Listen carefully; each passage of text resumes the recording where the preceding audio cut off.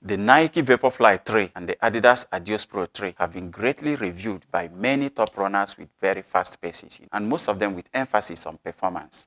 But we know that the biomechanics of running differs a little between the very fast runners and the slower runners.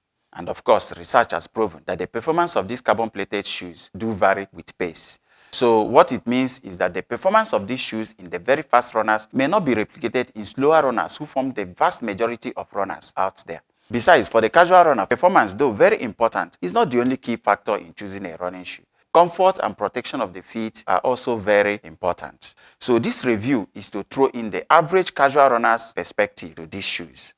Now, these two are top-of-the-line racing shoes from Nike and Adidas respectively, with emphasis on long distance. Very popular among elite athletes and casual runners too. Lots of research and innovation invested in them, which also reflects in their price. They are both very expensive shoes. In every long-distance race, they feature prominently. If you are looking for the ultimate running shoe, you cannot look too far away from these two. So today, I'm pitting these two shoes head-to-head, comparing all their features and performance from an average casual runner's angle. I have done a lot of running in both shoes. Adios Pro more than the Vaporfly. I have done a half marathon in both shoes. In fact, several half marathons in the Adios Pro 3. Both are great running shoes which I have enjoyed running in. Both featuring elite midsole and upper materials, with a fly plate in the Vaporfly and energy rods in the Adios Pro, stiffening the heel to improve energy return, making the shoes faster. However, on feet, these shoes give different vibes. Those differences are what I will be exploring in this video. Now, the essence is to help casual runners have a better understanding of these two shoes and help them make better choices.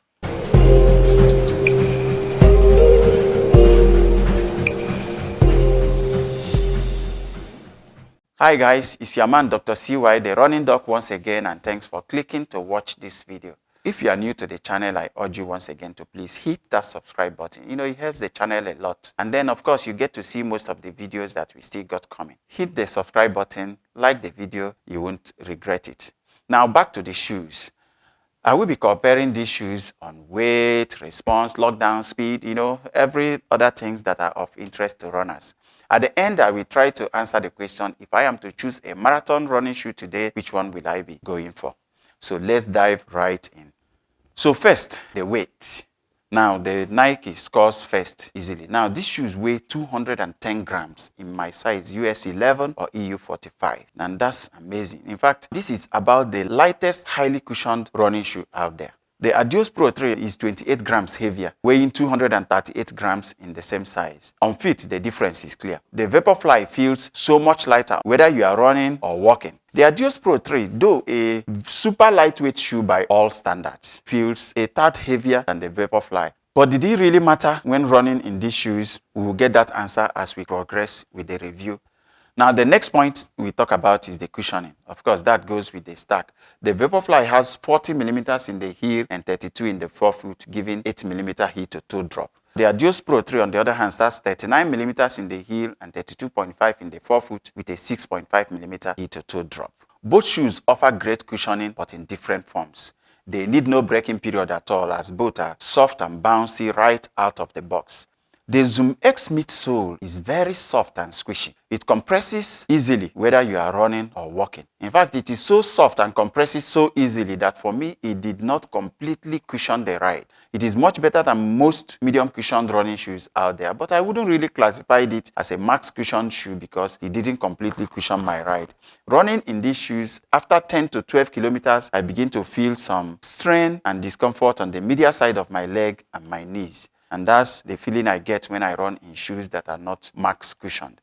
And to verify that, on 2 occasions, I changed my shoes, one the A6 Nova Blast 3 and the other the Adios Pro 3. And on each occasion, the discomfort disappeared. Now, the Light Strike Pro in the Adios Pro 3, on the other hand, is firmer than the Zoom X. Though it's still soft, it didn't compress so easily. And for me, it was able to completely cushion the landing impact. Running in any form, heel or midfoot striking, they were totally comfortable through 22 kilometers, which is the longest distance that I have run in this shoe so far. A fallout of this is that there's better ground feel in the Vaporfly. You can feel pebbles and the terrain better in the Vaporfly. The Adios Pro gave 0 ground feel. So on cushioning, despite the Vaporfly having higher stack, I still felt better cushioning from the Adios Pro 3. The next thing that I want to talk about is the response or the bounce back of these shoes. Of course, the Nike is soft and bouncy. However, it is so soft that it didn't really give me as much punch as I got from the Adios Pro 3. This clearly surprised me because based on all I have read and the reviews I've seen, I didn't expect that. Maybe it has to do with my pace, because I'm not a very fast runner. For long distance runs, my pace is usually 5:30 to 6 minutes per kilometer.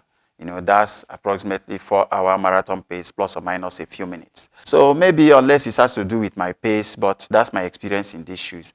The Light Strike Pro in the Adios Pro 3 is not as soft as the Zoom X. It felt more taut, giving that trampoline feel for me. Even at very slow paces, it was easy to bounce along in these. And also looking at the shape of these shoes, it looks like there's more rocker to the Adios Pro than the Vaporfly. Perhaps giving easier transitions in the Adios Pro than in the Vaporfly from landing to toe up. However, the lighter weight of the Vaporfly is an equalizer as the legs have less work to do lifting the shoes.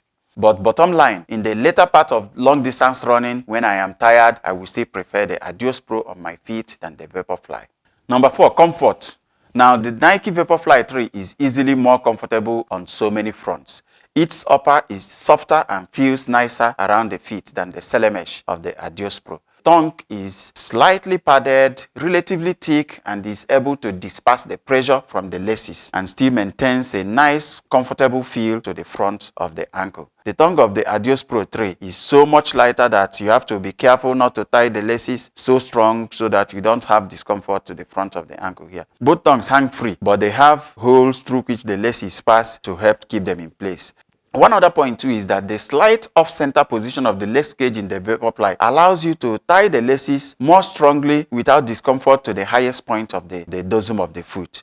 Though there's minimal padding to the collar and heel counter in both shoes, the material of the Vaporfly is softer and feels more comfortable around the ankle. The material of the Adios Pro, on the other hand, is more abrasive and you need a thick stocking to be able to wear it comfortably. There's some heel rubbing in the Adios Pro too over the Achilles tendon area. However, with thick stocking, this can be neutralized. The toe box width is pretty good in the Adios Pro 3. It was nicely okay for me, decent room for slight movement of the toes during runs. However, the toe box in the Vaporfly is much roomier. Wider foot guys, we have a better fit in the Vaporfly than in the Adios Pro 3.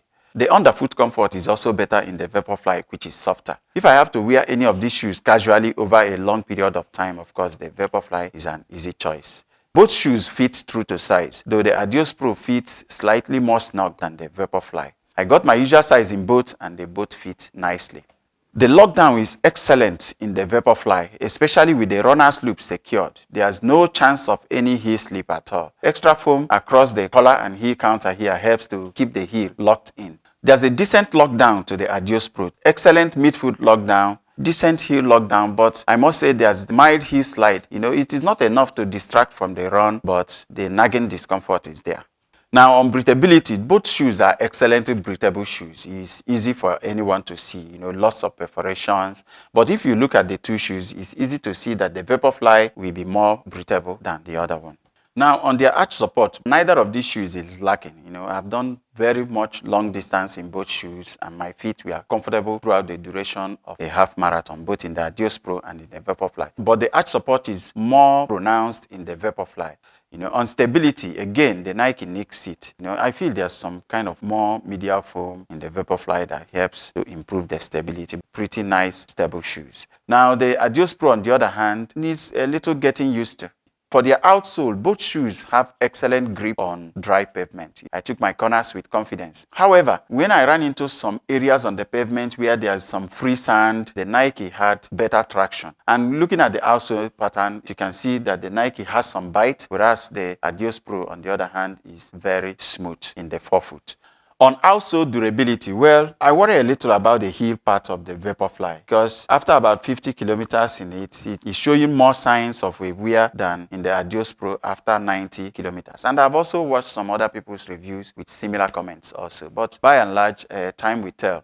Now on looks, because I always talk about the looks of my shoes. These are very expensive shoes. For me, the Vaporfly looks better. With workout gear, I think this will pop more than the Adios Pro 3. On price, of course, both are very expensive shoes, over $200 shoes, about $250 in the US for this, $230 to $250 also in the Adios Pro, just about $20 difference between the two. Here in Saudi Arabia, the Vaporfly is going between 1,200 to 1,600 Saudi Riyal, whereas the Adios Pro is between 1,000 to 1,350 Saudi Riyal. So that's about approximately 150 to 250 Saudi Riyal between these two shoes, So in summary, I found the Vaporfly to be better in all areas apart from cushioning and response, and questionably also durability. However, for me, the better cushioning and response in the Adios Pro 3 is crucial. So despite being heavier, I found it easier to bounce along in the Adios Pro 3, especially towards end of my runs when I am tired. I found it easier to bounce along in the Adios Pro 3 than in the Vaporfly.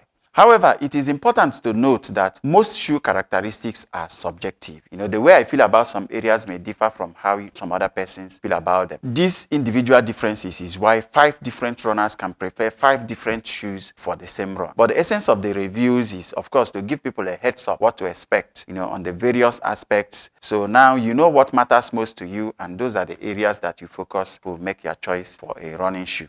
So still consider testing out shoes on your feet before the final decision, or if you are buying online, have the option to return. No review will be as good as you testing out these shoes by yourselves. Also note, this video is not to piss anybody off. This video is about my opinion based on my personal experiences running in these shoes. All shoes were fully and 100% purchased by me, and I owe no one, no obligation. Now, these are 2 amazing long-distance running and racing shoes of 2023, and you cannot go wrong in any of them. So for me, if I am to choose a marathon running shoe today, of course, I will be going in the Adios Pro 3. The max cushioning and the bounce nicks it for me. All the other things I can manage and find a way to make them more comfortable for me, but this is going to give me the better punch over long distance and tiring runs. So guys, these are my personal experiences running in these shoes.